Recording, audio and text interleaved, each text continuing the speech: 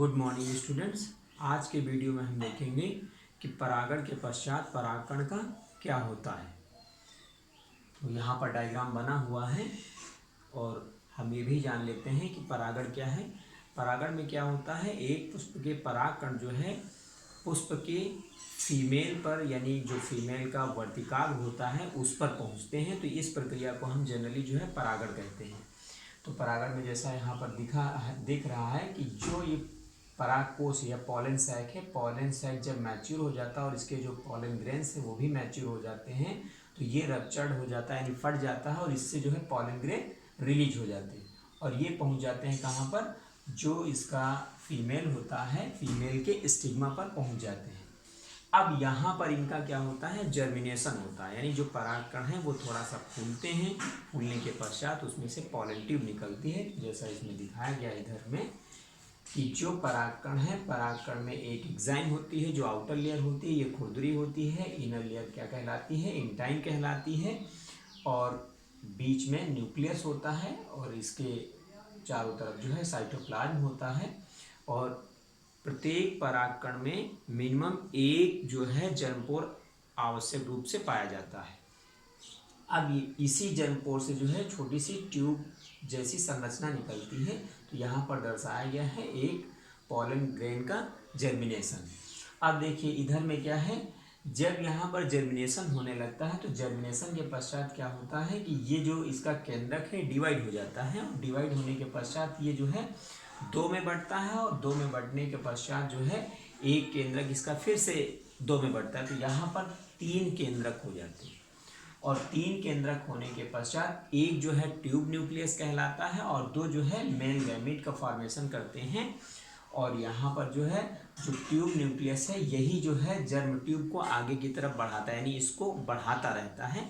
यहाँ पर देखिए आगे की तरफ ये ट्यूब न्यूक्लियस है और दो इसके साथ में यानी पीछे की तरफ जो है मेल गैमीट्स हैं। और ये पूरी एक संरचना जो नली जैसी संरचना होती है, इसको हम क्या कहते हैं, पॉलन ट्यूब कहते हैं। इसी के सहारे जो है मेल गैमीट जो है फीमेल गैमीटोफाइट यानी एम्ब्रियोसाइट तक पहुंचते हैं। आगे की संरचना में यहाँ पर देख लीजिए, इसमें जैसा कि दिखाया गया है कि ये जो है पॉलन ग्रेन्स है। पॉलन ग्रेन्स जब जर्मिनेट हुआ तो ये क्या करता है, ये जो है इसी के अंदर जो इसकी स्टाइल होती है, जो पुष्प की यानी पुष्प का जो फीमेल पार्ट होता है उसका जो स्टाइल वाला भाग होता है, ये पूरी संरचना स्टाइल है यानी वर्तिका है।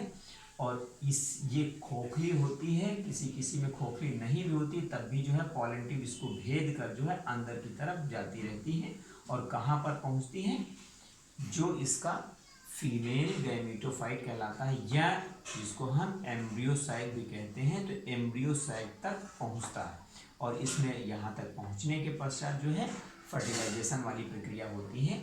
जैसे कि इसको हम समझ लेते हैं क्लियर रूप से, जैसे ये सेपल हो गए, ये पेटल्स हो गए, ठीक। और ये जो है इसके अंदर की संरचना में ये ओवुल्स हो गया, यानी ओवुल्स के अंदर ही जो है निषेचन की प्रक्रिया संपन्न होगी। ये पूरी की पूरी ओवरी होती है जो निषेचन के पश्चात फल में डेवलप हो जाती है। ये पॉलन ट्यूब हो गई, ये जो है परागकोश का ये फिलामेंट हो गया। तो ये पूरी संरचना इसमें बनी हुई है। तो यहाँ पर दर्शाया ये गया है कि जो पुष्प है, पुष्प की लंबवत काट को दिखाया गया है, जिसमें ये दर्शाया गया है कि जो पॉलन ग्रेन्स है वो जर्मिनेट होने के पश्चात किस तरीके से उसकी जो पॉलन ट्यूब है अंदर की तरफ इंटर होती है और इंटर होने के पश्चात वो एम्ब्रियोसाइट तक पहुंचती है। अगर पॉलन ट्यूब एम्ब्रियोसाइट तक नहीं पहुंचेगी तो वहाँ पर जो मेल गैमीट हैं वो एम्ब्रियोसाइट तक नहीं पहुंच पाएंगे और नहीं पहुंच पाने के कारण इसमें निषेचन की प्रक्रिया संभव नहीं हो पाएगी।